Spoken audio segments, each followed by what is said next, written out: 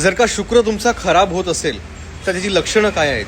तर पती पत्नीमध्ये न पटणं, पती पत्नीमध्ये अडचणी, वादविवाद, खराब रिलेशनशिप होणं, तसेच पैसा तुम्ही किती कमवा तुमच्याकडे बिलकुल शिल्लक राहणार नाही, आणि त्वचेचे विकार तुम्हाला वाढायला चालू होत असतील, स्किन खराब होत असेल, स्किन डल होत असेल, तर शुक्र खराब होत आहे, लक्षात घ्या.